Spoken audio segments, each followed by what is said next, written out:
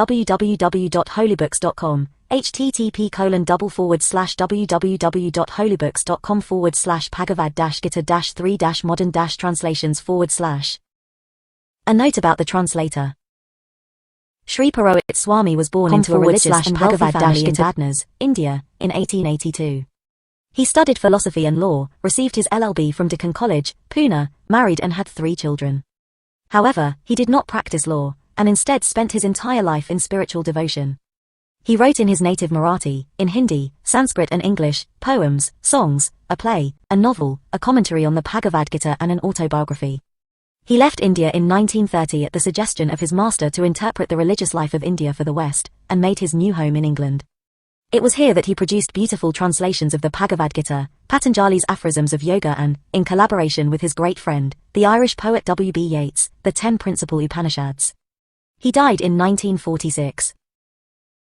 This free PDF was downloaded from www.holybooks.com, http://www.holybooks.com/bhagavad-gita-3-modern-translations/. Contents. 1. The despondency of Arjuna. 1-2. The philosophy of discrimination. 4-3. Karma Yoga, the path of action. 9-4. Jnana Yoga, the path of wisdom. 12-5. The renunciation of action. 15-6. Self-control. 17-7. Knowledge and experience. 28. Life everlasting. 22-9. The science of sciences and the mystery of mysteries. 24. 10. The divine manifestations. 27-11. The cosmic vision. 30-12. Bhakti Yoga, the path of love. 34-13. Spirit and matter. 36-14. The three qualities. 39-15. The Lord God. 41-16. Divine and demonic civilization. 43-17. The threefold faith. 45. 18. The spirit of renunciation. 47. This free PDF was downloaded from www.holybooks.com, http://www.holybooks.com/bhagavad-gita-3-modern-translations/. Preface. The Bhagavad Gita, the greatest devotional book of Hinduism, has long been recognized as one of the world's spiritual classics and a guide to all on the path of truth. It is sometimes known as the Song of the Lord or the Gospel of the Lord Sri Krishna. According to Western scholarship, it was composed later than the Vedas and the Upanishads.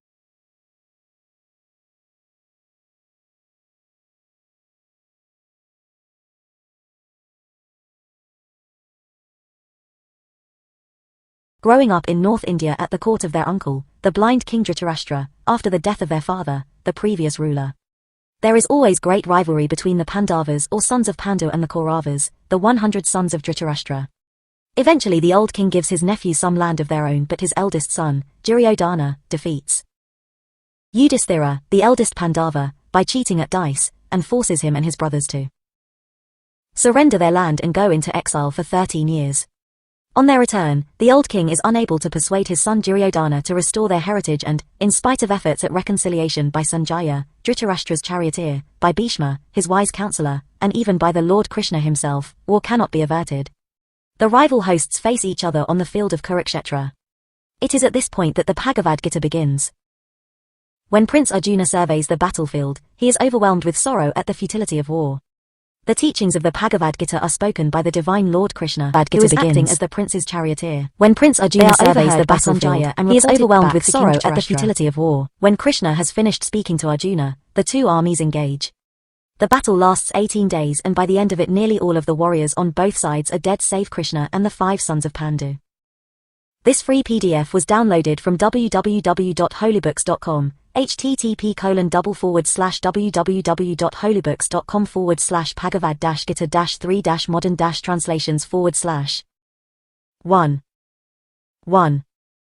1. The despondency of Arjuna. The king Dhritarashtra asked, "O Sanjaya, what happened on the sacred battlefield of Kurukshetra, when my people gathered against the Pandavas?" Sanjaya replied, "The prince Duryodhana, when he saw the army of the Pandavas paraded, approached his preceptor Guru Drona and spoke as follows: Revered father, behold this mighty host of the Pandavas, paraded by the son of King Drupada, thy wise disciple. In it are heroes and great bowmen, the equals in battle of Arjuna and Bhima, Yuyudhana, Virata and Drupada, great soldiers all, Drishtaketu, Chekitan, the valiant king of Benares, Purujit, Kuntibhoja, Shaibaya, a master over many, Udamanyu, Utamuja, Subhadra, and the son Drupadi, famous men. Further, take note of all those kings who have ranged themselves on our side, best of spiritual gods, the leaders of my army. I will name them for you. You come first, then Bhishma, Karna, Kripa, great soldiers, Ashwathama, Vikanand, the son of Somadhatta, and many others, all ready to die for my sake, all armed, all skilled in war. Yet our army seems the weaker, though commanded by Bhishma, their army seems the stronger, though commanded by Bhima. Therefore in the rank and file, let's stand firm in their posts, according to battalions, and all you generals about Bhishma. Then to enliven his spirits, the brave grandfather Bhishma, eldest of the Kuru clan, blew his conch, till it sounded like a lion's roar. And immediately all the conches and drums, the trumpets and horns, blared forth in tumultuous uproar. Then seated in their spacious war chariot, yoked with white horses, Lord Shri Krishna and Arjuna sounded their divine shells. Lord Shri Krishna blew his Panchajanya and Arjuna his Devadatta, brave Bhima his renowned shell, Poundra.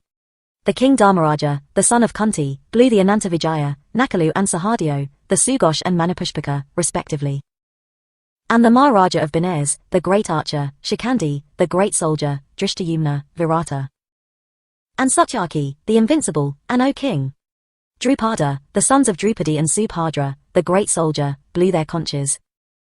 This free PDF was downloaded from www.holybooks.com, http://www.holybooks.com/bhagavadgītā-3-modern-translations/. 1. 2. The tumult rent the hearts of the sons of Dhritarashtra, and violently shook heaven and earth with its echo. Then beholding the sons of Dhritarashtra, drawn up on the battle-field, ready to fight, Arjuna, whose flag bore the Hanuman, raising his bow, spoke this to the Lord Shri Krishna, O infallible Lord of the earth. Please draw up my chariot betwixt the two armies, so that I may observe those who must fight on my side, those who must fight against me, and gaze over this array of soldiers, eager to please the sinful sons of Dhritarashtra. Sanjaya said, having lit to the right of Arjuna, Lord Shri Krishna drew up brightly amidst between the two armies, with Bhishma and Drona led all the rulers of the earth, and spoke thus, O Arjuna. Behold these members of the family of Kuru assembled. Their Arjuna noticed fathers, grandfathers, uncles, cousins, sons, grandsons, teachers, friends, fathers-in-law and benefactors, arrayed on both sides. Arjuna then gazed at all those kinsmen before him, and his heart melted with pity and sadly he spoke, O my lord. When I see all these, my own people, thirsting for battle, my limbs fail me and my throat is parched, my body trembles and my hair stands on end. The bow Gandiva slips from my hand, and my skin burns. I cannot keep quiet, for my mind is in tumult. The omens are adverse, what good can come from the slaughter of my people on this battlefield? Ah my lord, crave not for victory, nor for the kingdom, nor for any pleasure. What were a kingdom or happiness or life to me, when those for whose sake I desire these things stand here about to sacrifice their property and their lives, teachers, fathers and grandfathers, sons and grandsons, uncles, father-in-law, brothers-in-law and other relatives? I would not kill them, even for 3 worlds, why then for this poor earth? It matters not if I myself am killed. My lord, what happiness can come from the death of these sons of Dhritarashtra? We shall sin if we kill these desperate men. We are worthy of a nobler feat than to slaughter our relatives, the sons of Dhritarashtra, for, my lord, how can we be happy if we kill our kinsmen? Although these men, blinded by greed, see no guilt in destroying their kin, or fighting against their friends. This free PDF was downloaded from www.holybooks.com, http://www.holybooks.com/bhagavadgītā-3-modern-translations/. 1. 3. Should not we, whose eyes are open, who consider it to be wrong to annihilate our house, turn away from so great a crime? The destruction of our kindred means the destruction of the traditions of our ancient lineage, and when these are lost, irreligion will overrun our homes. When irreligion spreads, the women of the house begin to stray. When they lose their purity, adulteration of the stock follows. Promiscuity ruins both the family and those who defile it, while the souls of our ancestors droop, through lack of the funeral cakes and ablutions. By the destruction of our and the pollution of blood, ancient class and family pity alike perish. Why see, my lord, that they are forever lost, whose ancient traditions are lost? Alas, it is strange that we should be willing to kill our own countrymen and commit a great sin, in order to enjoy the pleasures of a kingdom.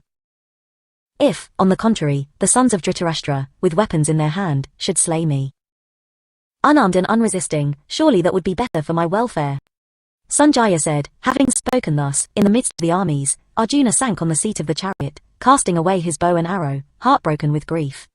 Thus, in the holy book the Bhagavad Gita, one of the Upanishads, in the science of the Supreme Spirit, in the art of self-knowledge, in the colloquy between the divine Lord Shri Krishna and the Prince Arjuna, stands the first chapter, entitled, The Despondency of Arjuna. This free PDF was downloaded from www.holybooks.com, http://www.holybooks.com/Bhagavad-Gita-3-modern-translations/. 2. 4. 2. The Philosophy of Discrimination. Sanjaya then told how the Lord Shri Krishna, seeing Arjuna overwhelmed with compassion, his eyes dimmed with flowing tears and full of despondency, consoled him. The Lord said, "My beloved friend, why yield, just on the eve of battle, to this weakness which does no credit to those who call themselves Aryans, and only brings them infamy and bars against them the gates of heaven? O Arjuna, why give way to unmanliness? O thou who art the terror of thine enemies, shake off such shameful effeminacy, make ready to act." Arjuna argued, "My lord, how can I, when the battle rages, send an arrow through Bhishma and Drona, who should receive my reverence? Rather would I content myself with a beggar's crust that kill these teachers of mine, these precious noble souls. To slay these masters who are my benefactors would be to stain the sweetness of life's pleasures with their blood. Nor can I say whether it were better that they conquer me or for me to conquer them, since I would no longer care to live if I killed these sons of Dhritarashtra, now preparing for fight. My heart is oppressed with pity, and my mind confused as to what my duty is. Therefore, my lord, tell me what is best for my spiritual welfare, for I am thy disciple. Please direct me, I pray. For should I attain the monarchy of the visible world, or over the invisible world, it would not drive away the anguish which is now paralyzing my senses." Sanjaya continued, Arjuna, the conqueror of all enemies, then told the Lord of all hearts that he would no fight, and became silent, O king. Thereupon the Lord, with a gracious smile, addressed him who was so much depressed in the midst of the two armies. Lord Shri Krishna said, "Why grieve those who do, and yet profess wisdom? The wise grieve neither for the dead nor the living. There was never a time when I was not, nor thou, nor these princes were not, there will never be a time when we shall cease to be. As the soul experiences in this body infancy, youth and old age, so finally it passes into another. The wise have no delusion about this. Those external relations which bring cold and heat, pain and happiness, they come and go, they are not permanent. Endure them bravely, O prince. The hero whose soul is unmoved by circumstance, who accepts pleasure and pain with equanimity, only he is fit for immortality." This free PDF was downloaded from www.holybooks.com, http://www.holybooks.com/Bhagavad-Gita-3-modern-translations/. 2. 5. That which is not, shall never be, that which is, shall never cease to be. To the wise, these truths are self-evident. The spirit, which pervades all that we see, is imperishable. Nothing can destroy the spirit. The material bodies which this eternal, indestructible, immeasurable spirit inhabits are all finite. Therefore fight, O valiant man. He who thinks that the spirit kills, and he who thinks of it as killed, are both ignorant. The spirit kills not, nor is it killed. It was not born, it will never die, nor once having been, can it cease to be. Unborn, eternal, ever-enduring, yet most ancient, the spirit dies not when the body is dead. He who knows the spirit as indestructible, immortal, unborn, always the same, how should he kill or cause to be killed? As a man discards his threadbare robes and puts on new, so the spirit throws off its worn-out bodies and takes fresh ones. Weapons cleave it not, fire burns it not, water drenches it not, and wind dries it not. It is impenetrable, it can be neither drowned nor scorched nor dried. It is eternal, all-pervading, unchanging, immovable and most ancient. It is named the unmanifest, the unthinkable, the immutable. Wherefore, knowing the spirit as such, thou hast no cause to grieve. Even if thou thinkest of it as constantly being born, constantly dying, even then, O mighty man, thou still hast no cause to grieve. For death is as sure for that which is born, as birth is for that which is dead. Therefore grieve not for what is inevitable. The end and the beginning of beings are unknown. We see only the intervening formations. Then what cause is there for grief? One hears of the spirit with surprise, another thinks it marvelous, the third listens without comprehending. Thus, though many are told about it, scarcely is there one who knows it. Be not anxious about these armies. The spirit in man is imperishable. Thou must look at thy duty. Nothing can be more welcome to a soldier than a righteous war. Therefore to waver in this resolve is unworthy, O Arjuna. Blessed are the soldiers who find their opportunity. This opportunity has opened for thee the gates of heaven. Refuse to fight in this righteous cause, and thou wilt be a traitor, lost to fame, incurring only sin. Men will talk forever of thy disgrace, and to the noble, dishonor is worse than death. This free PDF was downloaded from www.holybooks.com, http://www.holybooks.com/bhagavadgītā-3-modern-translations/. 2. 6. Great generals will think that thou hast fled from the battlefield through cowardice, though once honored thou wilt seem despicable. Thine enemies will spread scandal and mock at thy courage. Can anything be more humiliating? If killed, thou shalt attain heaven, if victorious, enjoy the kingdom of earth. Therefore arise, O son of Kunti, and fight. Look upon pleasure and pain, victory and defeat, with an equal eye. Make ready for the combat, and thou shalt commit no sin. I have told thee the philosophy of knowledge. Now listen and I will explain the philosophy of action, by means of which, O Arjuna, thou shalt break through the bondage of all action. On this path, endeavor is never wasted, nor can it ever be repressed. Even a very little of its practice protects one from great danger. By its means, the straying intellect becomes steadied in the contemplation of one object only, whereas the minds of the irresolute stray into bypaths innumerable. Only the ignorant speak in figurative language. It is they who extol the letter of the scriptures, saying, there is nothing deeper than this. Consulting only their own desires, they construct their own heaven, devising arduous and complex rites to secure their own pleasure and their own power, and the only result is rebirth. While their minds are absorbed with ideas of power and personal enjoyment, they cannot concentrate their discrimination on one point. The Vedic scriptures tell of the three constituents of life, the qualities. Rise above all of them, O Arjuna, above all the pairs of opposing sensations, be steady in truth, free from worldly anxieties and centered in the self. As a man can drink water from any side of a full tank, so the skilled theologian can rest from any script that will serve his purpose. But thou hast only the right to work, but none to the fruit thereof. Let not then the fruit of thy action be thy motive, nor yet be thou enamored of inaction. Perform all thy actions with mind concentrated on the divine, renouncing attachment and looking upon success and failure with an equal eye. Spirituality implies equanimity. Physical action is far inferior to an intellect concentrated on the divine. Have recourse then to pure intelligence. It is only the petty-minded who work for reward. When a man attains to pure reason, he renounces in this world the results of good and evil alike. Cling thou to right action. Spirituality is the real art of living. The sages guided by pure intellect renounce the fruit of action, and, freed from the chains of rebirth, they reach the highest bliss. This free PDF was downloaded from www.holybooks.com, http://www.holybooks.com/bhagavadgītā-3-modern-translations/. 2. 7. When thy reason has crossed the entanglements of illusion, then shalt thou become indifferent both to the philosophies thou hast heard and to those thou mayest yet hear. When the intellect, bewildered by the multiplicity of holy scripts, stands unperturbed in blissful contemplation of the infinite, then hast thou attained spirituality. Arjuna asked, My Lord, how can we recognize the saint who has attained pure intellect, who has reached this state of bliss, and whose mind is steady? How does he talk, how does he live, and how does he act? Lord Shri Krishna replied, when a man has given up the desires of his heart and is satisfied with the self alone, be sure that he has reached the highest state. The sage, whose mind is unruffled in suffering, whose desire is not roused by enjoyment, who is without attachment, anger or fear, take him to be one who stands at that lofty level. He who wherever he goes is attached to no person and to no place by ties of flesh, who accepts good and evil alike, neither welcoming the one nor shrinking from the other, take him to be one who is merged in the infinite. He who can withdraw his senses from the attraction of their objects, as the tortoise draws his limbs within its shell, take it that such a one has attained perfection. The objects of sense turn from him who is abstemious. Even the relish for them is lost in him who has seen the truth.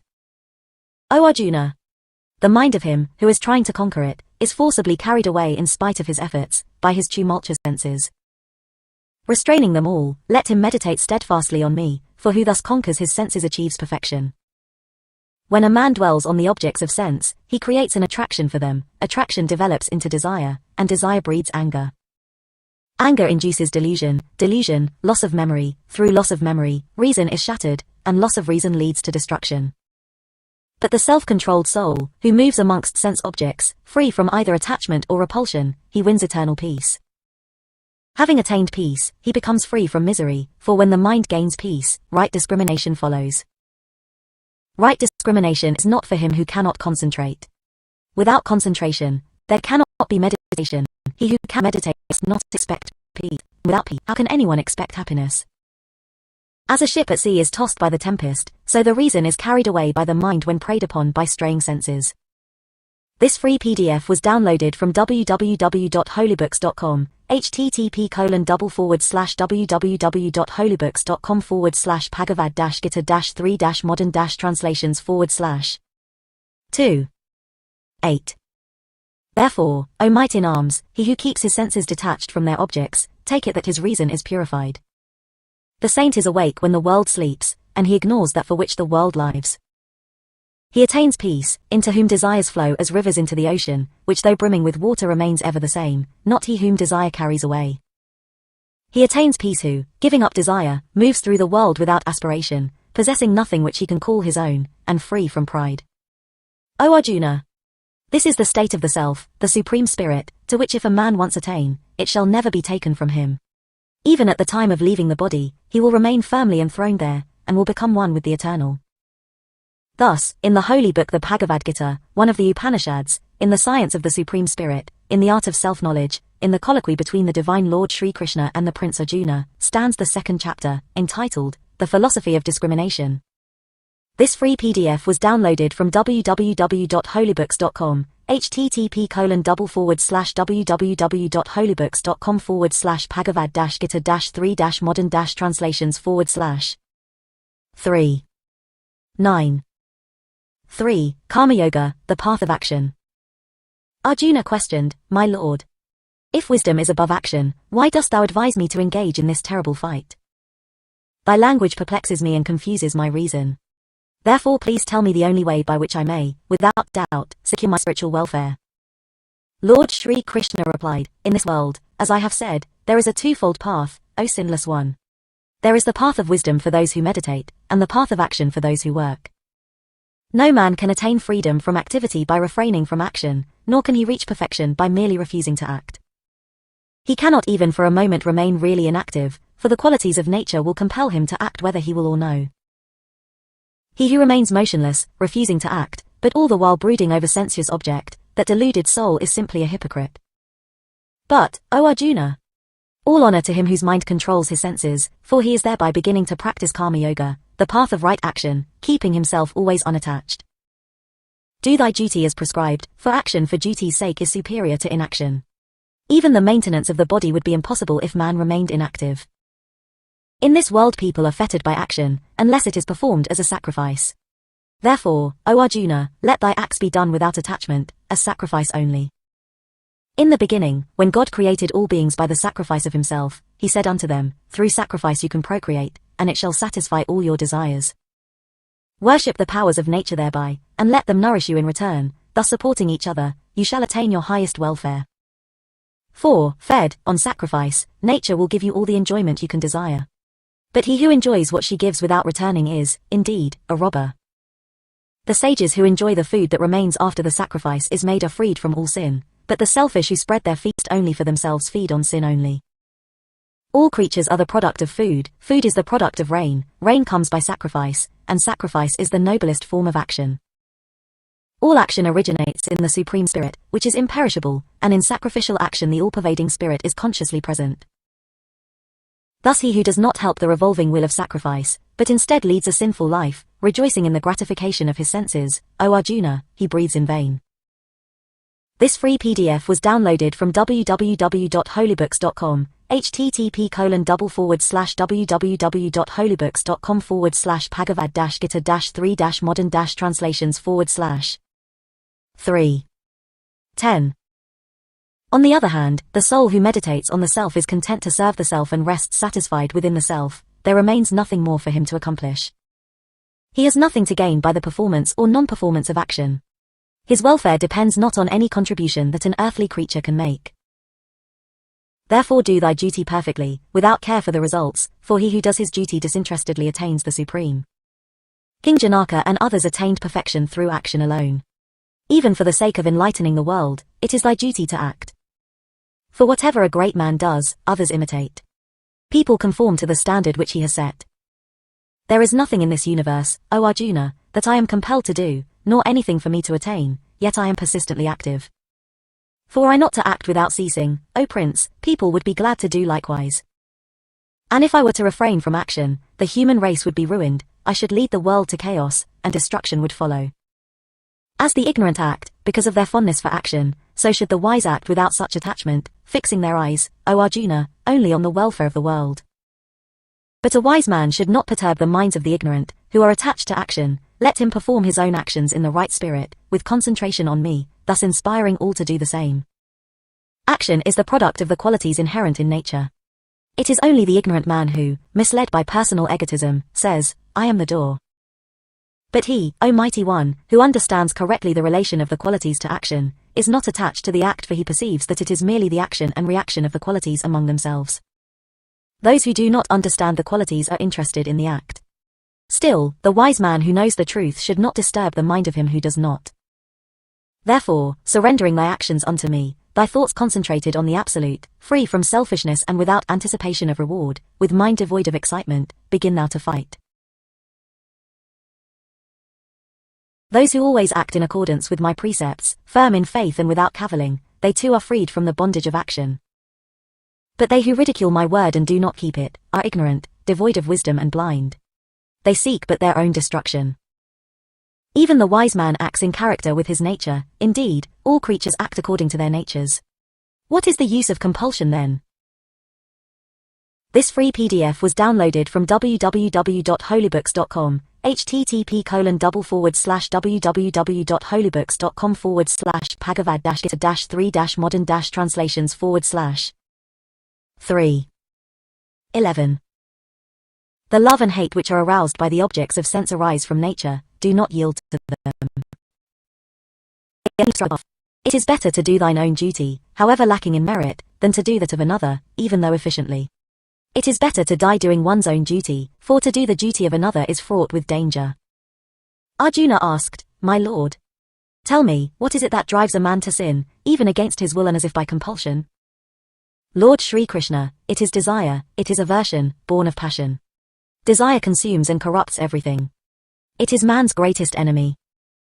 As fire is shrouded in smoke, a mirror by dust and a child by the womb, so is the universe enveloped in desire.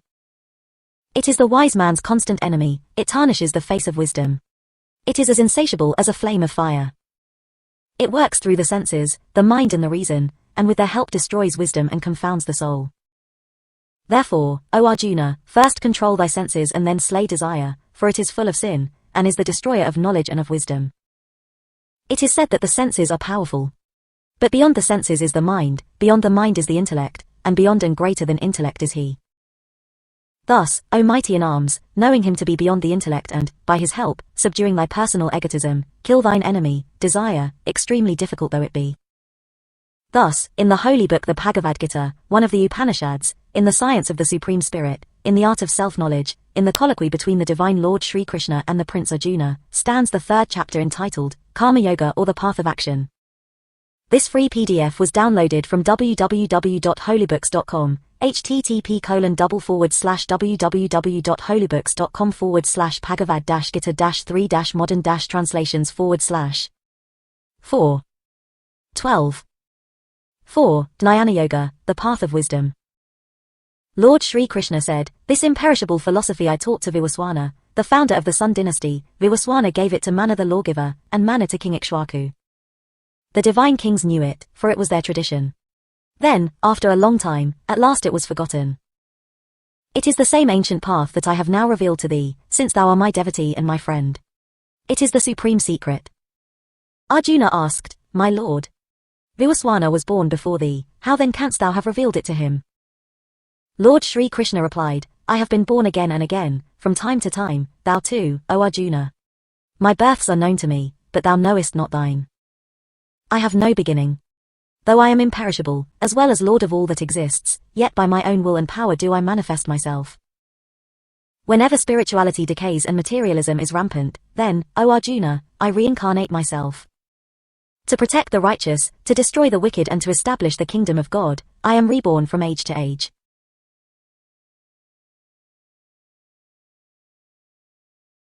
He who realizes the divine truth concerning my birth and life is not born again, and when he leaves his body, he becomes one with me.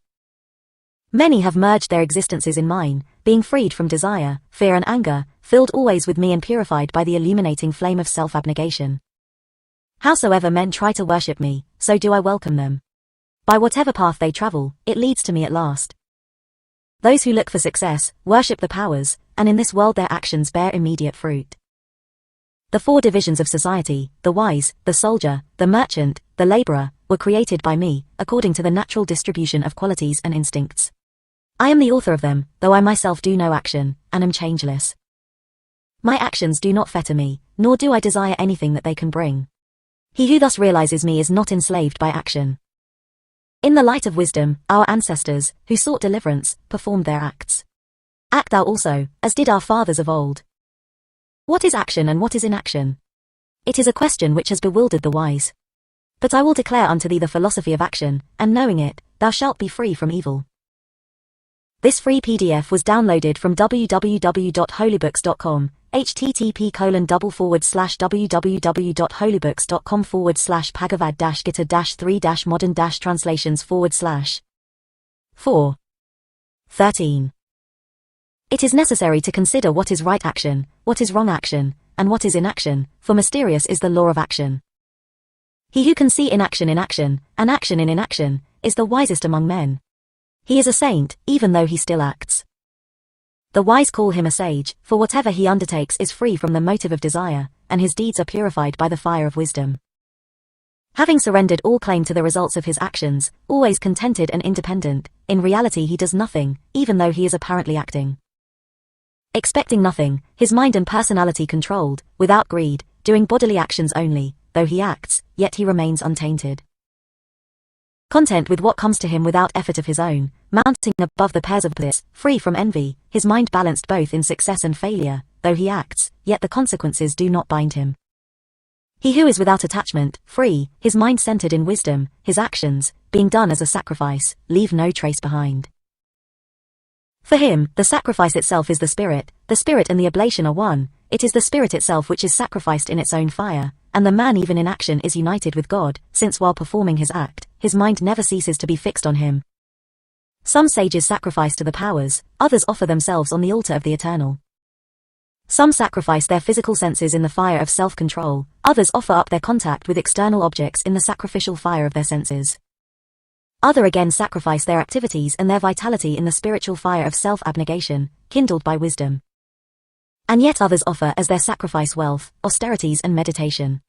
Monks wedded to their vows renounce their scriptural learning and even their spiritual powers. There are some who practice control of the vital energy and govern the subtle forces of prana and apana, thereby sacrificing their prana unto apana, or their apana unto prana.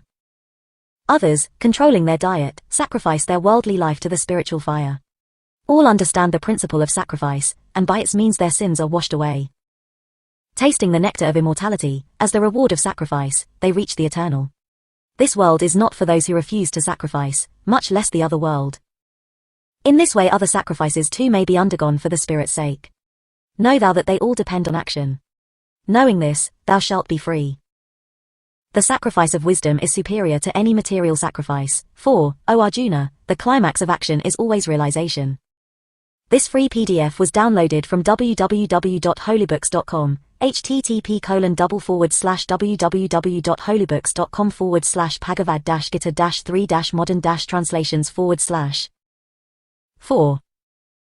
14.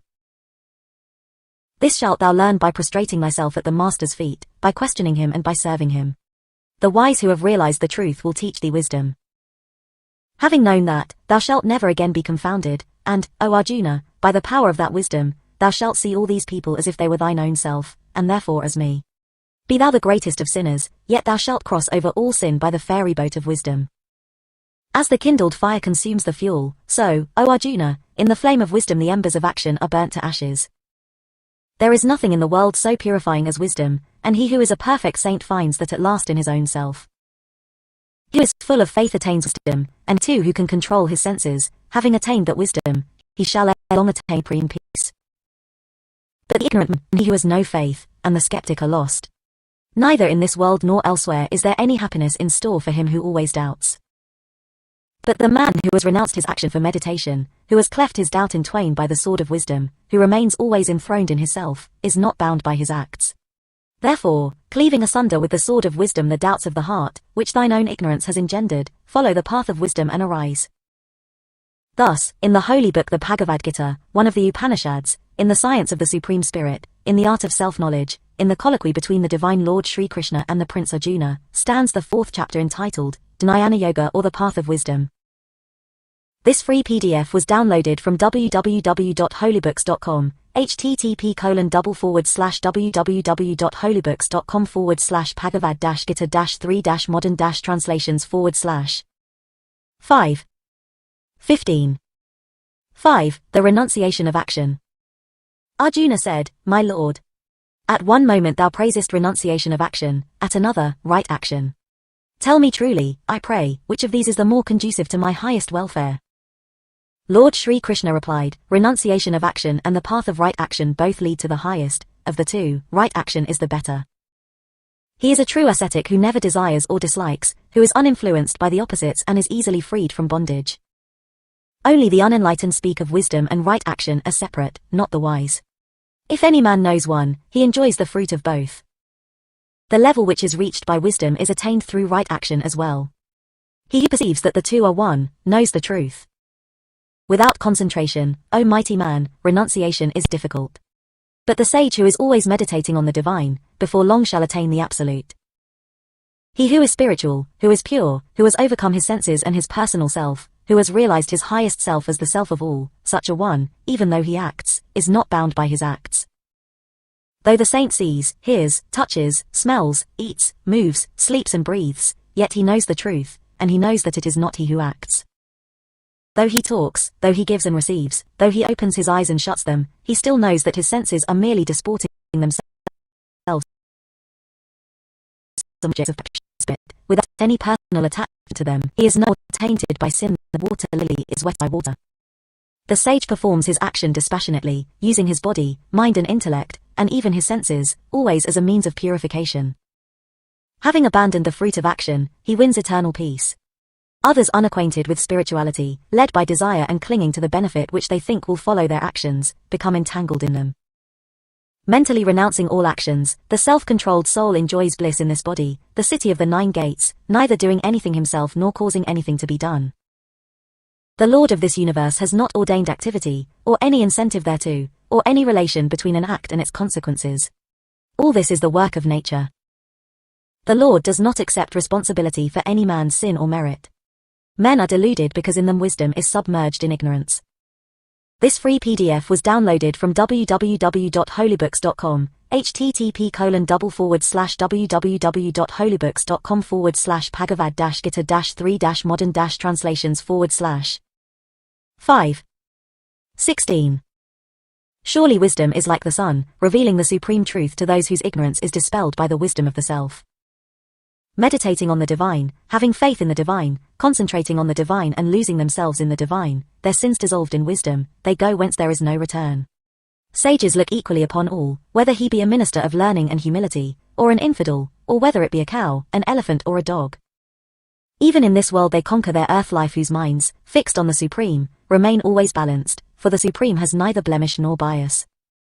He who knows and lives in the Absolute remains unmoved and unperturbed. He is not elated by pleasure or depressed by pain.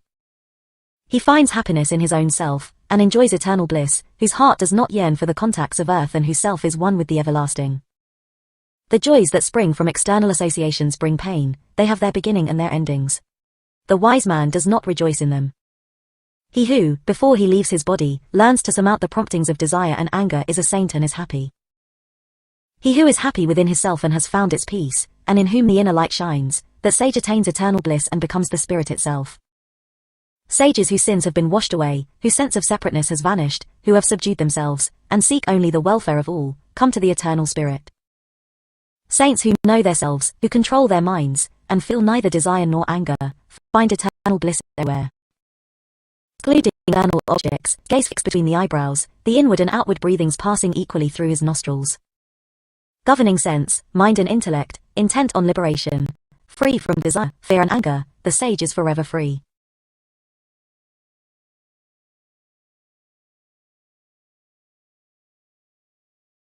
Knowing me as him who gladly receives all offerings of austerity and sacrifice, as the might ruler of all the worlds and the friend of all beings, he passes to eternal peace.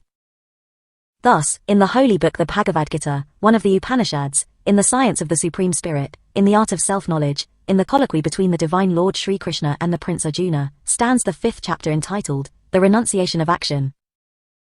This free PDF was downloaded from www.holybooks.com, http://www.holybooks.com/bhagavad-gita-3-modern-translations/. 6. 17. 6. Self-control. Lord Sri Krishna said, "He who acts because it is his duty, not thinking of the consequences, is really spiritual and a true ascetic, and not he who merely observes rituals or who shuns all action." O Arjuna! Renunciation is in fact what is called right action. No one can become spiritual who has not renounced all desire. For the sage who seeks the heights of spiritual meditation, practice is the only method, and when he has attained them, he must maintain health there by continual self-control. When a man renounces even the thought of initiating action, when he is not interested in sense objects or any results which may flow from his acts, then in truth he understands spirituality. Let him seek liberation by the help of his highest self, and let him never disgrace his own self. For that self is his only friend, yet it may also be his enemy. To him who has conquered his lower nature by its help, the self is a friend, but to him who has not done so, it is an enemy. The self of him who is self-controlled, and has attained peace is equally unmoved by heat or cold, pleasure or pain, honor or dishonor. He who desires nothing but wisdom and spiritual insight, who has conquered his senses and who looks with the same eye upon a lump of earth, a stone or fine gold, is a real saint. He looks impartially on all, lover, friend or foe, indifferent or hostile, alien or relative, virtuous or sinful. Let the student of spirituality try unceasingly to concentrate his mind, let him live in seclusion, absolutely alone, with mind and personality controlled, free from desire and without possessions. Having chosen a holy place, let him sit in a firm posture on a seat, neither too high nor too low, and covered with a grass mat, a deer skin and a cloth. Seated thus, his mind concentrated, its functions controlled and his senses governed, let him practice meditation for the purification of his lower nature. Let him hold body, head and neck erect, motionless and steady, let him look fixedly at the tip of his nose, turning neither to the right nor to the left. With peace in his heart and nor fear, observing the vow of celibacy, with mind controlled and fixed on me, let the student lose himself in contemplation of me. Thus keeping his mind always in communion with me, and with his thoughts subdued, he shall attain that peace which is mine and which will lead him to liberation at last. Meditation is not for him who eats too much, not for him who eats not at all, not for him who is overmuch addicted to sleep, not for him who is always awake. This free PDF was downloaded from www.holybooks.com, http://www.holybooks.com/bhagavad-gita-3-modern-translations/. 6. 18. But for him who regulates his food and recreation, who is balanced in action, in sleep and in waking, it shall dispel all unhappiness. When the mind, completely controlled, is centered in the self, and free from all earthly desires, then is the man truly spiritual. The wise man who has conquered his mind and is absorbed in the self is as a lamp which does not flicker, since it stands sheltered from every wind. There, where the whole nature is seen in the light of the self, where the man abides within his self and is satisfied there, its functions restrained by its union with the divine, the mind finds rest. When he enjoys the bliss which passes sense, and which the pure elect can grasp, when he comes rest with his own self, never will stray from thee. Finding that, he will realize that there is no possession so precious. And when once established here, no calamity can disturb him. This inner severance from the affliction of misery is spirituality. It should be practiced with determination and with a heart which refuses to be depressed. Renouncing every desire which imagination can conceive, controlling the senses at every point by the power of mind. Little by little, by the help of his reason controlled by fortitude, let him attain peace, and, fixing his mind on the self, let him not think of any other thing. When the volatile and wavering mind would wander, let him restrain it and bring it again to its allegiance to the self. Supreme bliss is the lot of the sage, whose mind attains peace, whose passions subside, who is without sin, and who becomes one with the Absolute. Thus, free from sin, abiding always in the eternal, the saint enjoys without effort the bliss which flows from realization of the infinite. He who experiences the unity of life sees his own self in all beings, and all beings in his own self, and looks on everything with an impartial eye. He who sees me in everything and everything in me, him shall I never forsake, nor shall he lose me. The sage who realizes the unity of life and who worships me in all beings, lives in me, whatever may be his lot. O Arjuna! He is the perfect saint who, taught by the likeness within himself, sees the same self everywhere, whether the outer form be pleasurable or painful. Arjuna said, I do not see how I can attain this state of equanimity which thou hast revealed, owing to the restlessness of my mind. This free PDF was downloaded from www.holybooks.com, http://www.holybooks.com/bhagavad-gita-3-modern-translations/. 6. 19. My Lord. Verily, the mind is fickle and turbulent, obstinate and strong, yea extremely difficult as the wind to control. Lord Shri Krishna replied, Doubtless, O Mighty One, the mind is fickle and exceedingly difficult to restrain, but, O son of Kunti, with practice and renunciation it can be done. It is not possible to attain self-realization if a man does not know how to control himself, but for him who, striving by proper means, learns such control, it is possible. Arjuna asked, He who fails to control himself, whose mind falls from spiritual contemplation, who attains not perfection but retains his faith, what of him, my Lord? Having failed in both, my Lord, is he without hope, like a riven cloud having no support, lost on the spiritual road? My Lord, thou art worthy to solve this doubt once and for all, save thyself there is no one competent to do so. Lord Shri Krishna replied, My beloved child. There is no destruction for him, either in this world or in the next. No evil fate awaits him who treads the path of righteousness. Having reached the worlds where the righteous dwell, and having remained there for many years, he who has slipped from the path of spirituality will be born again in the family of the pure, benevolent and prosperous. Or, he may be born in the family of the wise sages, though a birth like this is, indeed, very difficult to obtain. The experience of his life will revive, and with its help he will strive for perfection more eagerly than before. Unconsciously he will return to the practices of his old life, so that he who tries to realize spiritual consciousness is certainly superior to one who only talks of it. Then after many lives, the student of spirituality, who earnestly strives, and whose sins are absolved, attains perfection and reaches the supreme. The wise man is superior to the ascetic and to the scholar and to the man of action, therefore be thou a wise man, O Arjuna. I look upon him as the best of mystics who, full of faith, worshippeth me and abideth in me. Thus, in the holy book the Bhagavad Gita, one of the Upanishads, in the science of the Supreme Spirit, in the art of self-knowledge, in the colloquy between the divine Lord Shri Krishna and the Prince Arjuna, stands the 6th chapter entitled, Self-Control. This free PDF was downloaded from www.holybooks.com, http://www.holybooks.com/bhagavad-gita-3-modern-translations/. 7. 20. 7. Knowledge and experience. Lord Shri Krishna said, Listen, O Arjuna. And I will tell thee how thou shalt know me in my full perfection, practicing meditation with thy mind devoted to me, and having me for thy refuge. I will reveal to this knowledge unto thee, and how it may be realized, which, once accomplished, there remains nothing else worth having in this life. Among thousands of men scarcely one strives for perfection, and even amongst those who gain occult powers, perchance but one knows me in truth.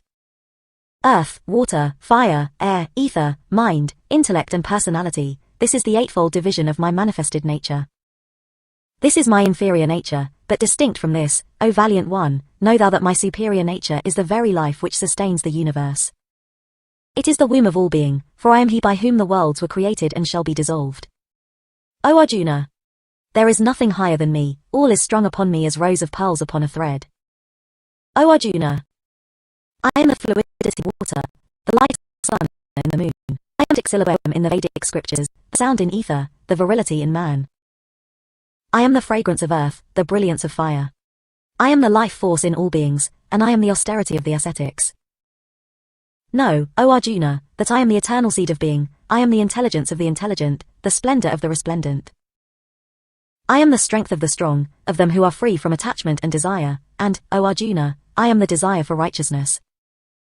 Whatever be the nature of their life, whether it be pure or passionate or ignorant, they are all derived from me. They are in me, but I am not in them. The inhabitants of the world, misled by those natures which the qualities have engendered, know not that I am higher than them all, and that I do not change. Verily, this divine illusion of phenomenon manifesting itself in the qualities is difficult to surmount. Only they who devote themselves to me and to me alone can accomplish it. The sinner, the ignorant, the vile, deprived of spiritual perception by the glamour of illusion, and he who pursues a godless life, none of them shall find me. O Arjuna! The righteous who worship me are grouped by stages: first, they who suffer, next they who desire knowledge, then they who thirst after truth, and lastly they who attain wisdom. This free PDF was downloaded from www.holybooks.com, http://www.holybooks.com/bhagavadgītā-3-modern-translations/. 7. 21. Of all of these, he who has gained wisdom, who meditates on me without ceasing, devoting himself only to me, he is the best, for by the wise man I am exceedingly beloved, and the wise man, too, is beloved by me.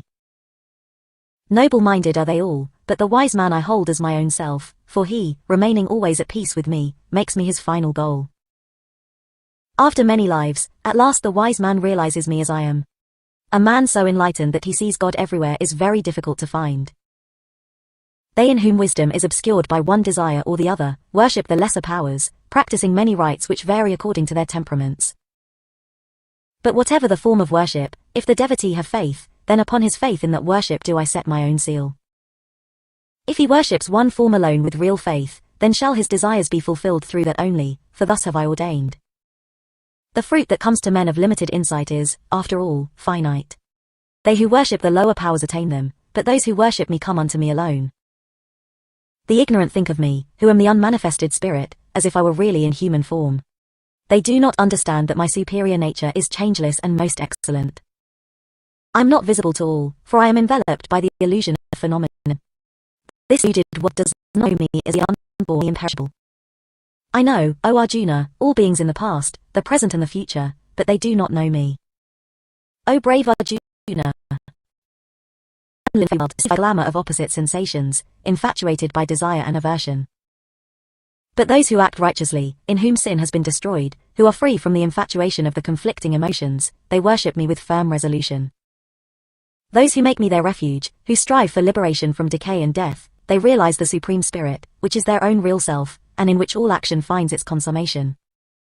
Those who see me in the life of the world, in the universal sacrifice, and as pure divinity, keeping their mind steady, they live in me, even in the crucial hour of death. Thus, in the holy book the Bhagavad Gita, one of the Upanishads, in the science of the Supreme Spirit, in the art of self-knowledge, in the colloquy between the divine Lord Shri Krishna and the Prince Arjuna, stand the 7th chapter, entitled, Knowledge and Experience. This free PDF was downloaded from www.holybooks.com, http://www.holybooks.com/bhagavad-gītā-3-modern-translations/. 8. 22. 8. Life everlasting. Arjuna asked, O Lord of Lords, what is that which men call the Supreme Spirit? What is man's spiritual nature, and what is the law? What is matter and what is divinity? Who is it who rules the spirit sacrifice in many, and at the time of death how may those who have learned self-control come to the knowledge of thee? The Lord Shri Krishna replied, the Supreme Spirit is the highest imperishable self, and its nature is spiritual consciousness. The worlds have been created and are supported by an emanation from the spirit which is called the law. Matter consists of the forms that perish, divinity is the Supreme Self, and he who inspires the spirit of sacrifice in man, O noblest of thy race, is I myself, who now stand in human form before thee. Whosoever at the time of death thinks only of me, and thinking thus leaves the body and goes forth, assuredly he will know me. On whatever sphere of being the mind of a man may be intent at the time of death, thither he will go. Therefore meditate always on me, and, if thy mind and thy reason be fixed on me, to me shalt thou surely come. Whose mind not one, and is engaged in constant meditation, attains the Supreme Spirit. Whoso meditates on the omniscient, the ancient, more minute than the atom, yet the ruler and upholder of all, unimaginable, brilliant like the sun, beyond the reach of darkness. He who leaves the body with mind unmoved and filled with devotion, by the power of his meditation gathering between his eyebrows his whole vital energy, attains the supreme. Now I will speak briefly of the imperishable goal, proclaimed by those versed in the scriptures, which the mystic attains when free from passion, and for which he is content to undergo the vow of continence. Closing the gates of the body, drawing the forces of his mind into the heart and by the power of meditation concentrating his vital energy in the brain. Repeating Om, the symbol of eternity, holding me always in remembrance, he who thus leaves his body and goes forth reaches the Spirit Supreme. To him who thinks constantly of me, and of nothing else, to such an ever-faithful devotee, O Arjuna, am I ever accessible. Coming thus unto me, these great souls go no more to the misery and death of earthly life, for they have gained perfection. This free PDF was downloaded from www.holybooks.com, http://www.holybooks.com/bhagavadgītā-3-modern-translations/8. 23. The worlds, with the whole realm of creation, come and go, but, O Arjuna, whoso comes to me, for him there is nor rebirth. Those who understand the cosmic day and cosmic night know that one day of creation is 1,000 cycles, and that the night is of equal length. At the dawning of that day all objects in manifestation stream forth from the unmanifest, and when evening falls they are dissolved into it again. The same multitude of beings, which have lived on earth so often, all are dissolved as the night of the universe approaches, to issue forth anew when morning breaks. Thus is it ordained. In truth, therefore, there is the eternal unmanifest, which is beyond and of the unmanifest spirit of creation, which is never destroyed when all these being perish. The wise say that the unmanifest and indisruptible is the highest goal of all, when once that is reached, there is no return. That is my blessed home. O Arjuna! That highest God, in whom all beings abide, and who pervades the entire universe, is reached only by wholehearted devotion. The following material, between the asterisks, is an example of what may be a doctored inclusion. It does not jibe with the rest of the material because it is not presented as metaphor and clearly implies that worldly phenomena are spiritually determining. Maybe it was added by an individual or individuals who were less cognizant than the originating author. Or maybe was craftily inserted to function as a sort of litmus test. Those who get taken in by it may be recognized as not having spiritual discernment. Asterisk now I will tell thee, O Arjuna, of the times at which, if the mystics go forth, they do not return, and at which they go forth only to return. If knowing the Supreme Spirit the sage goes forth with fire and light, in the daytime, in the fortnight of the waxing moon and in the 6 months before the northern summer solstice, he will attain the Supreme. But if he departs in gloom, at night, during the fortnight of the waning moon and in the 6 months before the southern solstice, then he reaches but lunar light and he will be born again. These bright and dark paths out of the world have always existed. Whoso takes the former, returns not, he who chooses the latter, returns. Asterisk. O Arjuna! The saint knowing these paths is not confused. Therefore meditate perpetually. The sage who knows this passes beyond all merit that comes from the study of the scriptures, from sacrifice, from austerities and charity, and reaches the supreme primeval abode. Thus, in the holy book the Bhagavad Gita, one of the Upanishads, in the science of the Supreme Spirit, in the art of self-knowledge, in the colloquy between the divine Lord Sri Krishna and the Prince Arjuna, stand the 8th chapter, entitled, The Life Everlasting. This free PDF was downloaded from www.holybooks.com, http://www.holybooks.com/bhagavad-gītā-3-modern-translations/. 9. 24. 9. The Science of Sciences and the Mystery of Mysteries. Lord Sri Krishna said, I will now reveal to thee, since thou doubtest not, that profound mysticism, which when followed by experience, shall liberate thee from sin. This is the premier science, the sovereign secret, the purest and best, intuitional, righteous, and to him who practiseth it pleasant beyond measure. They who have no faith in this teaching cannot find me, but remain lost in the purlieus of this perishable world. The whole world is pervaded by me, yet my form is not seen. All living things have their being in me, yet I am not limited by them. Nevertheless, they do not consciously abide in me. Such is my divine sovereignty that though I, the Supreme Self, am the cause and upholder of all, yet I remain outside.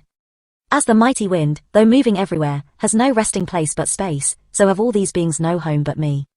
All beings, O Arjuna, return at the close of every cosmic cycle into the realm of nature, which is a part of me, and at the beginning of the next I send them forth again. With the help of nature, again and again I pour forth the whole multitude of beings, whether they will or no, for they are ruled by my will.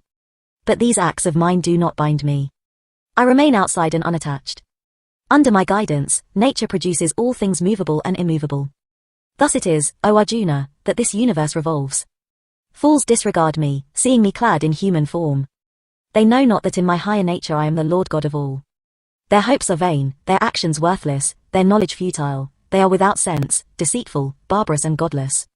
But the great souls, O Arjuna, filled with my divine spirit, they worship me, they fix their minds on me and on me alone, for they know that I am the imperishable source of being. Always extolling me, strenuous, firm in their vows, prostrating themselves before me, they worship me continually with concentrated devotion. Others worship me with full consciousness as the One, the Manifold, the Omnipresent, the Universal. I am the oblation, the sacrifice and the worship, I am the fuel and the chant, I am the butter offered to the fire, I am the fire itself, and I am the act of offering. This free PDF was downloaded from www.holybooks.com, http://www.holybooks.com/bhagavadgītā-3-modern-translations/. 9. 25. I am the father of the universe and its mother, I am its nourisher and its grandfather, I am the knowable and the pure, I am OM, and I am the sacred scriptures. I am the goal, the sustainer, the Lord, the witness, the home, the shelter, the lover and the origin, I am life and death, I am the fountain and the seed imperishable. I am the heat of the sun, I release and hold back the rains. I am death and immortality, I am being and not being. Those who are versed in the scriptures, who drink the mystic soma juice and are purified from sin, that do while worshipping me sacrifices pray that will lead them to heaven, they reach the holy world where lives the controller of the powers of nature, and they enjoy the feasts of paradise. Yet although they enjoy the spacious glories of paradise, nevertheless, when their merit is exhausted, they are born again into this world of mortals. They have followed the letter of the scriptures, yet because they have sought but to fulfill their own desires, they must depart and return again and again.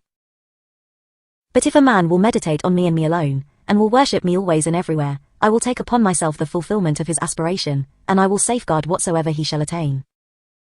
Even those who worship the lesser powers, if they do so with faith, they thereby worship me, though not in the right way. I am the willing recipient of sacrifice, and I am its true Lord. But these do not know me in truth, and so they sink back. The virtues the lesser powers go to them, the devotees of spirits go to them, they who worship the powers of darkness, to such powers shall they go, and so, too, those who worship me shall come to me. Whatever a man offers to me, whether it be a leaf, or a flower, a fruit, or water, I accept it, for it is offered with devotion and purity of mind. Whatever thou doest, whatever thou dost eat, whatever thou dost sacrifice and give, whatever austerities thou practisest, do all as an offering to me. So shall thy action be attended by no result, either good or bad, but through the spirit of renunciation thou shalt come to me and be free. I am the same to all beings. I favor none, and I hate none. But those who worship me devotedly, they live in me, and I in them. Even the most sinful, if he worship me with his whole heart, shall be considered righteous, for he is treading the right path. He shall attain spirituality ere long, and eternal peace shall be his. O Arjuna, believe me, my devotee is never lost. This free PDF was downloaded from www.holybooks.com, http://www.holybooks.com/bhagavadgītā-3-modern-translations/. 9. 26. For even the children of sinful parents, and those miscalled the weaker sex, and merchants, and laborers, if only they will make me their refuge, they shall attain the highest. What need to mention the holy ministers of God, the devotees and the saintly rulers? Do thou, therefore, born in this changing and miserable world, do thou too worship me. Fix thy mind on me, devote thyself to me, sacrifice for me, surrender to me, make me the object of thy aspirations, and thou shalt assuredly become one with me, who am thine own self. Thus, in the holy book the Bhagavad Gita, one of the Upanishads, in the science of the Supreme Spirit, in the art of self-knowledge, in the colloquy between the divine Lord Shri Krishna and Arjuna, stands the 9th chapter, entitled, The Science of Sciences and the Mystery of Mysteries. This free PDF was downloaded from www.holybooks.com, http://www.holybooks.com/bhagavadgītā-3-modern-translations/. 10. 27. 10. The Divine Manifestations. Lord Sri Krishna said, "Now, O Prince, listen to my supreme advice, which I give thee for the sake of thy welfare, for thou art my beloved. Neither the professors of divinity nor the great ascetics know my origin, for I am the source of them all. He who knows me is the unborn, without beginning, the Lord of the universe. He, stripped of his delusion, becomes free from all conceivable sin.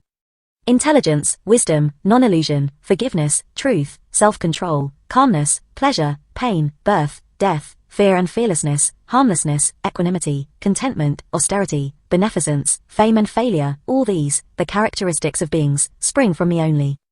The 7 great seers, the progenitors of mankind, the ancient 4, and the lawgivers were born of my will and come forth direct from me. The race of mankind has sprung from them. Marichi, Atri, Angira, Pula, Kratu, Pulastya, Vahishta.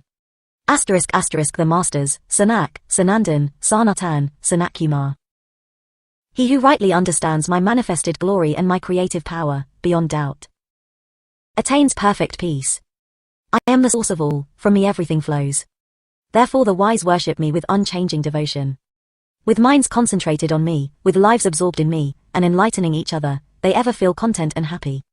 To those who are devout and who worship love, I give the power of discernment, which led them to me. By my grace, I live in their hearts, and I dispel the darkness of ignorance by the shining light of wisdom. Arjuna asked, "Thou art the Supreme Spirit, the eternal home, the holiest of the holy, the eternal divine self, the primal God, the unborn and the omnipresent." So have said the seers and the divine sage Narada, as well as Asita, Devala and Vyasa, and thou thyself also sayest it. I believe in what thou hast said, my Lord. For neither the godly nor the godless comprehend thy manifestation. Thou alone knowest thyself, by the power of thyself, thou the Supreme Spirit, the source and master of all being, the Lord of lords, the ruler of the universe. This free PDF was downloaded from www.holybooks.com, http://www.holybooks.com/bhagavadgītā-3-modern-translations/. 10. 28. Please tell me all about thy glorious manifestations, by means of which thou pervadest the world. O Master! How shall I, by constant meditation, know thee? My Lord! What are thy various manifestations through which I am to mediate on thee? Tell me again, I pray, about the fullness of thy power and thy glory, for I feel that I am never satisfied when I listen to thy immortal words. Lord Sri Krishna replied, "So be it, my beloved friend. I will unfold to thee some of the chief aspects of my glory. Of its full extent there is no end. O Arjuna! I am the Self, seated in the hearts of all beings, I am the beginning and the life, and I am the end of them all. Of all the creative powers I am the creator, of luminaries the sun, the whirlwind among the winds, and the moon among planets. Of the Vedas I am the hymns, I am the electric force in the powers of nature, of the senses I am the mind, and I am the intelligence in all that lives. Among forces of vitality I am the life, I am mammon to the heathen and the godless, I am the energy in fire, earth, wind, sky, heaven, sun, moon and planets, and among mountains I am the Mount Meru. Among the priests, know, O Arjuna, that I am the apostle Brihaspati, of generals I am Skanda, the commander-in-chief, and of waters I am the ocean. Of the great seers I am Brigu, of words I am Om, of offerings I am the silent prayer, among things immovable I am the Himalayas. Of trees I am the sacred fig tree, of the divine seers Narada, of the heavenly singers I am Chitraratha, their leader, and of sages I am Kapila. Know that among horses I am Pegasus, the heaven-born, among the lordly elephants I am the white one, and I am the ruler among men. I am the thunderbolt among weapons, of cows I am the cow of plenty, I am passion in those who procreate, and I am the cobra among serpents. I am the king python among snakes, I am the aqueous principle among those that live in water, I am the father of fathers, and among rulers I am death. And I am the devotee Prahlad among the heathen, of time I am the eternal present, I am the love among beasts, and the evil among birds. I am the wind among purifiers, the king Rama among warriors, I am the crocodile among the fishes, and I am the Ganges among rivers. I am the beginning, the middle and the ending among sciences, I am the science of spirituality, I am the discussion among disputants. This free PDF was downloaded from www.holybooks.com, http://www.holybooks.com/bhagavad-gita-3-modern-translations/. 10. 29. Of letters I am the copulative in compound words, I am time inexhaustible, and I am the all-pervading preserver. I am all-devouring death, I am the origin of all that shall happen, I am fame, fortune, speech, memory, intellect, constancy and forgiveness. Of hymns I am Brihatsama, of meters I am Garatri, among the months I am Margashirsha, December, and I am the spring among seasons. I am the gambling of the cheat and the splendor of the splendid, I am victory, I am effort, and I am the purity of the pure. I am Sri Krishna among the Vishnu clan and Arjuna among the Pandavas, of the saints I am Vyasa, and I am Kshatriya among the sages. I am the scepter of rulers, the strategy of the conquerors, the silence of mystery, the wisdom of the wise. I am the seed of all being, O Arjuna. No creature moving or unmoving can live without me. O Arjuna. The aspects of my divine life are endless. I have mentioned but a few by way of illustration. Whatever is glorious, excellent, beautiful and mighty, be assured that it comes from a fragment of my splendor. But what is the use of all these details to thee? O Arjuna. I sustain this universe with only small part of myself. Thus, in the holy book the Bhagavad Gita, one of the Upanishads, in the science of the Supreme Spirit, in the art of self-knowledge, in the colloquy between the divine Lord Sri Krishna and the Prince Arjuna, stands the 10th chapter, entitled, The Divine Manifestations. This free PDF was downloaded from www.holybooks.com, http://www.holybooks.com/www.holybooks.com//modern 30. 11. The Cosmic Vision. Arjuna said, My Lord, thy words concerning the supreme secret of self, given for my blessing, have dispelled the illusions which surrounded me. O Lord, whose eyes are like the lotus petal, thou hast described in detail the origin and the dissolution of being, and thine own eternal majesty. I believe all as thou hast declared it.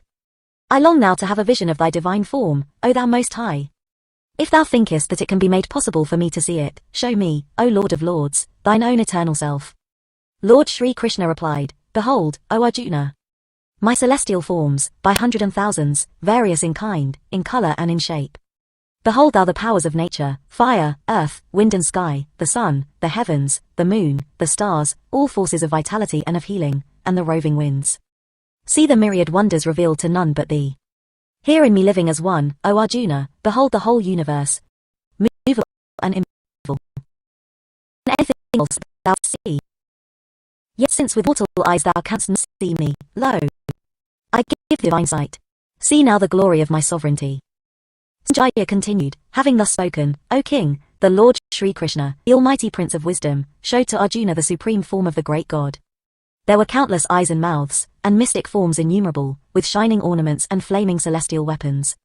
Crowned with heavenly garlands, clothed in shining garments, anointed with divine unctions, he showed himself as the resplendent one, marvelous, boundless, omnipresent. Could 1,000 suns blaze forth together, it would be but a faint reflection of the radiance of the Lord God. In that vision Arjuna saw the universe, with its manifold shapes, all embraced in one, its supreme Lord. Thereupon Arjuna, dumb with awe, his hair on end, his head bowed, his hands clasped in salutation, addressed the Lord thus. Arjuna said, O Almighty God, I see in thee the powers of nature, the various creatures of the world, the progenitor on his lotus throne, the sages and the shining angels. I see thee, infinite in form, with, as it were, faces, eyes and limbs everywhere, no beginning, no middle, no end, O thou Lord of the universe, whose form is universal. This free PDF was downloaded from www.holybooks.com, http://www.holybooks.com/bhagavad-gita-3-modern-translations/. 11. 31. I see thee with the crown, the scepter and the discus, a blaze of splendor. Scarce can I gaze on thee, so radiant thou art, glowing like the blazing fire, brilliant as the sun, immeasurable. Imperishable art thou, the sole one worthy to be known, the priceless treasure house of the universe, the immortal guardian of the life eternal, the spirit everlasting.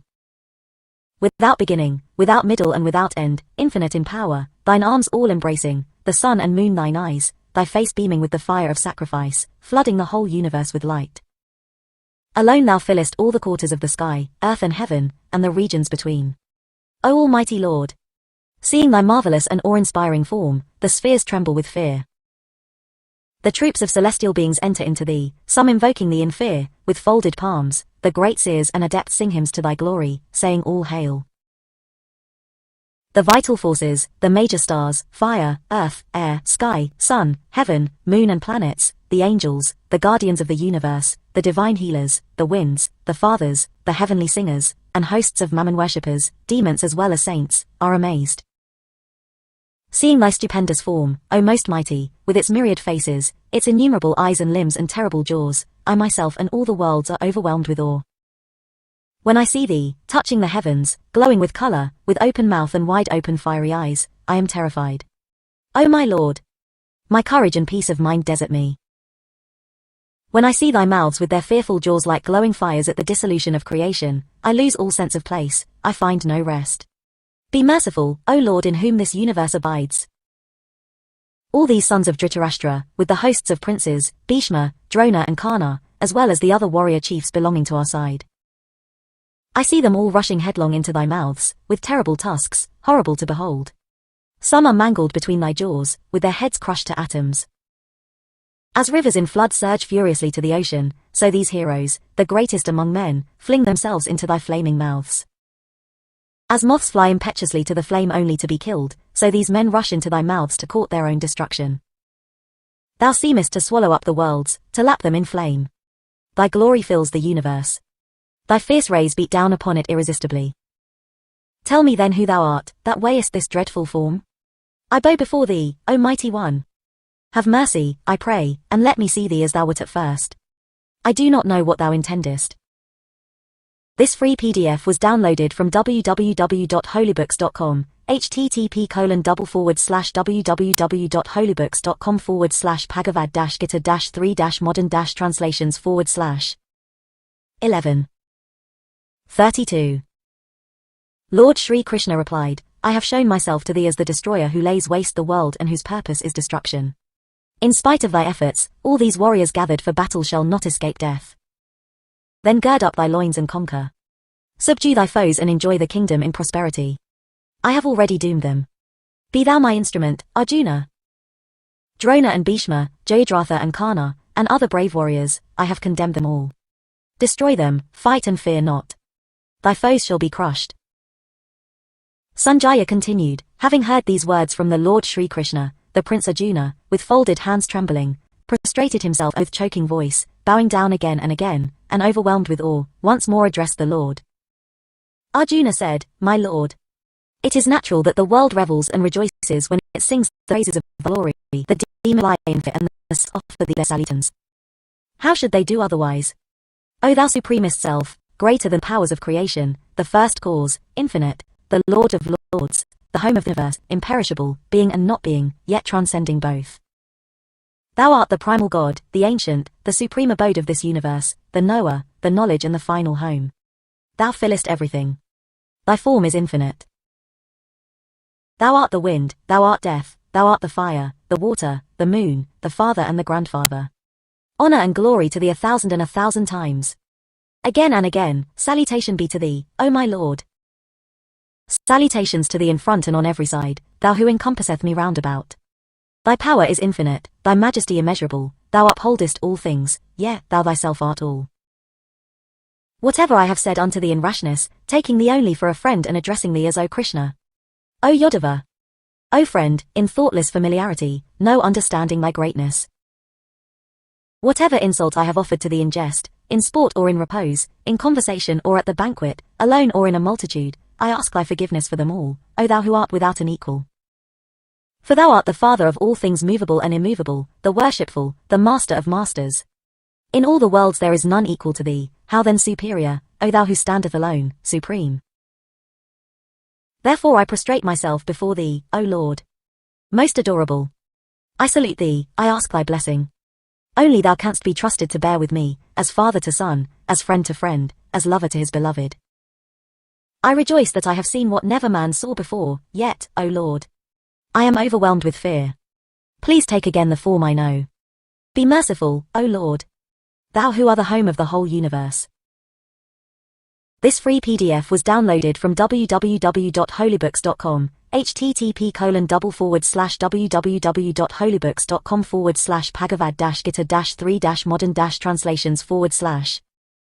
11. 33. I long to see thee as thou wert before, with the crown, the scepter and the discus in thy hands, in thy other form, with thy 4 hands, O thou whose arms are countless and whose forms are infinite. Lord Sri Krishna replied, My beloved friend, it is only through my grace and power that thou hast been able to see this vision of splendor, the universal, the infinite, the original. Never has it been seen by any but thee.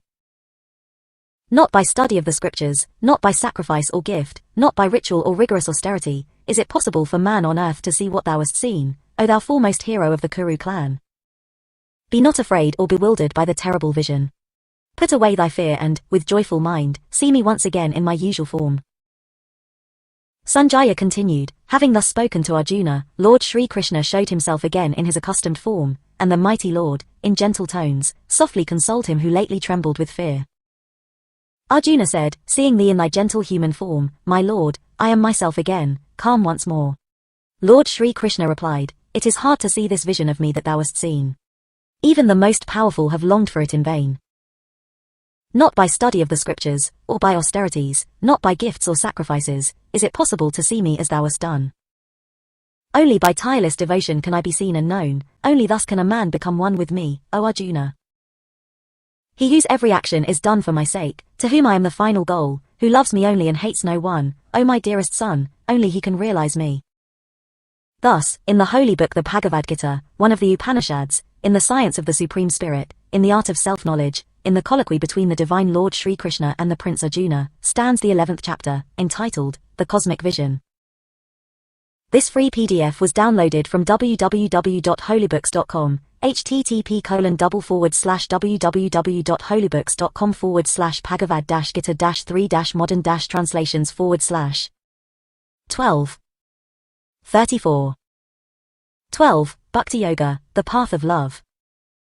Arjuna asked, My Lord, which are the better devotees who worship thee, those who try to know thee as a personal God, or those who worship thee as impersonal and indestructible? Lord Sri Krishna replied, Those who keep their minds fixed on me, who worship me always with unwavering faith and concentration, these are the very best. Those who worship me as the indestructible, the undefinable, the omnipresent, the unthinkable, the primeval, the immutable and the eternal, subduing their senses, viewing all conditions of life with the same eye, and working for the welfare of all beings, assuredly they come to me. But they who thus fix their attention on the absolute and impersonal encounter greater hardships, for it is difficult for those who possess a body to realize me as without one. Verily, those who surrender their actions to me, who muse on me, worship me and meditate on me alone, with no thought save of me. O Arjuna, I rescue them from the ocean of life and death, for their minds are fixed on me. Then let thy mind cling only to me, let thy intellect abide in me, and without doubt thou shalt live hereafter in me alone. But if thou canst not fix thy mind firmly on me, then, my beloved friend, try to do so by constant practice. And if thou art not strong enough to practice concentration, then devote thyself to my service, do all thine acts for my sake, and thou shalt still attain the goal. And if thou art too weak even for this, then seek refuge in union with me, and with perfect self-control renounce the fruit of thy action. Knowledge is superior to blind action, meditation to mere knowledge, renunciation of the fruit of action to meditation, and where there is renunciation peace will follow. He who is incapable of hatred towards any being, who is kind and compassionate, free from selfishness, without pride, equable in pleasure and in pain, and forgiving, always contented, self-centered, self-controlled, resolute, with mind and reason dedicated. To me, such a devotee of mine is my beloved. He who does not harm the world, and whom the world cannot harm, who is not carried away by any impulse of joy, anger or fear, such a one is my beloved. He who expects nothing, who is pure, watchful, indifferent, unruffled, and who renounces all initiative, such a one is my beloved. He who is beyond joy and hate, who neither laments nor desires, to whom good and evil fortunes are the same, such a one is my beloved. This free PDF was downloaded from www.holybooks.com, http://www.holybooks.com/bhagavad-gita-3-modern-translations/. 12. 35. He to whom friend and foe are alike, who welcomes equally honor and dishonor, heat and cold, pleasure and pain, who is enamored of nothing, who is indifferent to praise and censure, who enjoys silence, who is contented with every fate, who has no fixed abode, who is steadfast in mind, and filled with devotion, such a one is my beloved. Verily those who love the spiritual wisdom as I have taught, whose faith never fails, and who concentrate their whole nature on me, they indeed are my most beloved. Thus, in the holy book the Bhagavad Gita, one of the Upanishads, in the science of the Supreme Spirit, in the art of self-knowledge, in the colloquy between the divine Lord Sri Krishna and the Prince Arjuna, stands the 12th chapter, entitled, Bhakti Yoga or the Path of Love. This free PDF was downloaded from www.holybooks.com, http://www.holybooks.com/bhagavad-gita-3-modern-translations/. 13. 36. 13. Spirit and Matter. Arjuna asked, My Lord, who is God and what is nature, what is matter and what is the self, what is that they call wisdom, and what is it that is worth knowing? I wish to have this explained. Lord Sri Krishna replied, O Arjuna, the body of man is the playground of the self, and that which knows the activities of matter, sages call the self. I am the omniscient self that abides in the playground of matter, knowledge of matter and of the all-knowing self is wisdom. What is called matter, of what it is composed, whence it came, and why it changes, what the self is, and what its power, this I will now briefly set forth. Seers have sung of it in various ways, in many hymns and sacred Vedic songs, weighty in thought and convincing in argument. The 5 great fundamentals, earth, fire, air, water, and personality, intellect, the mysterious force, the 10 organs of perception and action, the mind and the 5 domains of sensation. Desire, aversion, pleasure, pain, sympathy, vitality and the persistent clinging to life, these are in brief the constituents of changing matter. Humility, sincerity, harmlessness, forgiveness, rectitude, service of the master, purity, steadfastness, self-control. Renunciation of the debts of sense, absence of pride, right understanding of the painful problem of birth and death, of age and sickness. Indifference, non-attachment to sex, progeny or home, equanimity in good fortune and in bad. Unswerving devotion to me, by concentration on me and me alone, a love for solitude, indifference to social life. Constant yearning for the knowledge of self, and pondering over the lessons of the great truth, this is wisdom, all else ignorance. I will speak to thee now of that great truth which man ought to know, since by its means he will win immortal bliss, that which is without beginning, the eternal spirit which dwells in me, neither with form, nor yet without it.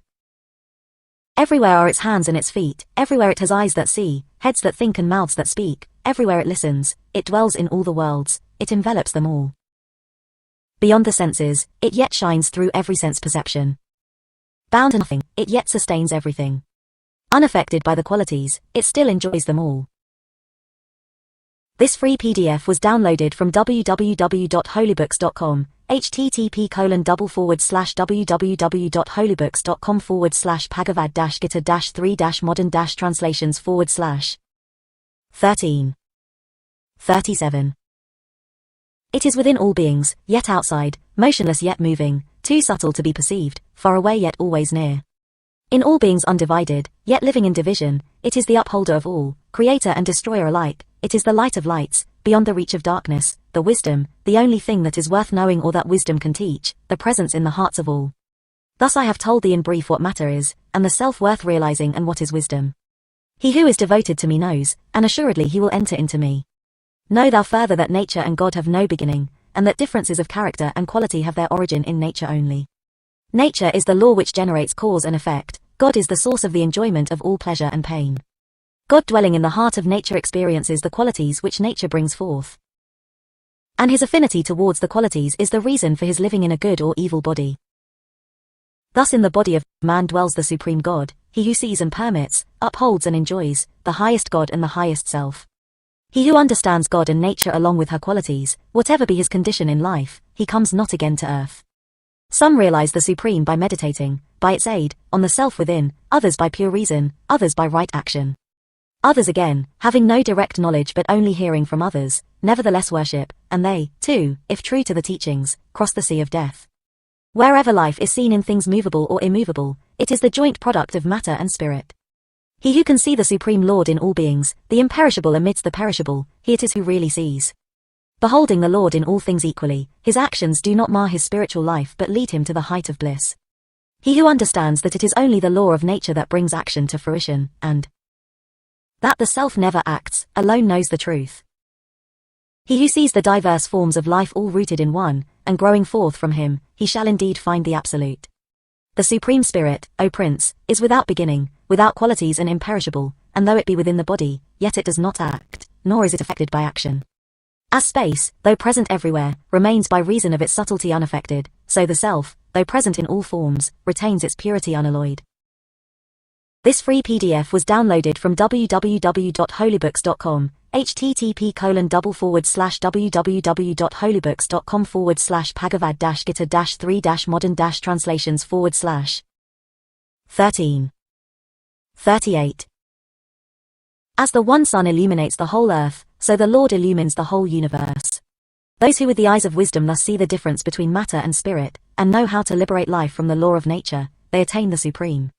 Thus, in the holy book the Bhagavad Gita, one of the Upanishads, in the science of the Supreme Spirit, in the art of self-knowledge, in the colloquy between the divine Lord Sri Krishna and the Prince Arjuna, stands the 13th chapter, entitled, Spirit and Matter. This free PDF was downloaded from www.holybooks.com, http://www.holybooks.com/bhagavad-gita-3-modern-translations/. 14:39. 14. The Three Qualities. Lord Sri Krishna continued, Now I will reveal unto the wisdom which is beyond knowledge, by attaining which the sages have reached perfection. Dwelling in wisdom and realizing my divinity, they are not born again when the universe is recreated at the beginning of every cycle, nor are they affected when it is dissolved. The eternal cosmos is my womb, in which I plant the seed, from which all beings are born, O Prince. O illustrious son of Kunti. Through whatever wombs men are born, it is the spirit itself that conceives, and I am their father. Purity, passion and ignorance are the qualities which the law of nature bringeth forth. They fetter the free spirit in all beings. O sinless one. Of these, purity, being luminous, strong and invulnerable, binds one by its yearning for happiness and illumination. Passion, engendered by thirst for pleasure and attachment, binds the soul through its fondness for activity. But ignorance, the product of darkness, stupefies the senses in all embodied beings, binding them by chains of folly, indolence and lethargy. Purity brings happiness, passion commotion, and ignorance, which obscures wisdom, leads to a life of failure. O Prince! Purity prevails when passion and ignorance are overcome, passion, when purity and ignorance are overcome, and ignorance when it overcomes purity and passion. When the light of knowledge gleams forth from all the gates of the body, then be sure that purity prevails. O best of Indians!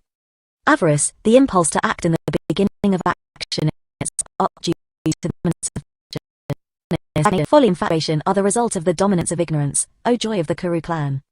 When purity prevails, the soul on quitting the body passes on to the pure regions where live those who know the highest. When passion prevails, the soul is reborn among those who love activity. When ignorance rules, it enters the wombs of the ignorant. They say the fruit of a meritorious action is spotless and full of purity, the outcome of passion is misery, and of ignorance darkness. Purity engenders wisdom, passion avarice, and ignorance folly, infatuation and darkness.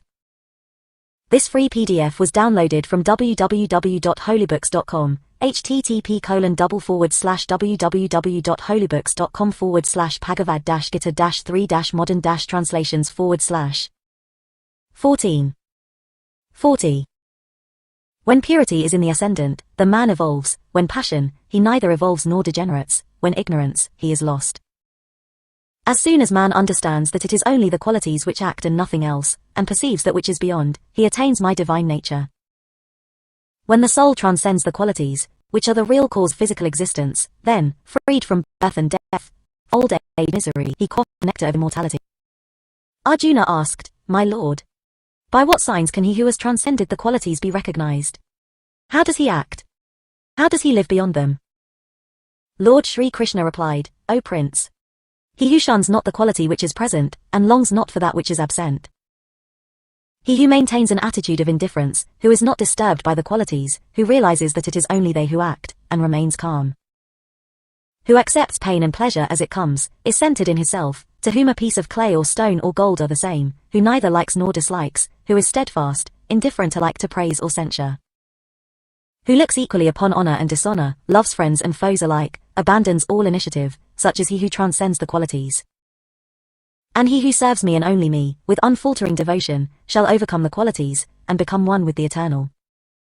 For I am the home of the spirit, the continual source of immortality, of eternal righteousness and of infinite joy. Thus, in the holy book the Bhagavad Gita, one of the Upanishads, in the science of the Supreme Spirit, in the art of self-knowledge, in the colloquy between the divine Lord Shri Krishna and the Prince Arjuna, stands the 14th chapter, entitled, The Three Qualities. This free PDF was downloaded from www.holybooks.com, http://www.holybooks.com/bhagavad-gita-3-modern-translations/. 15.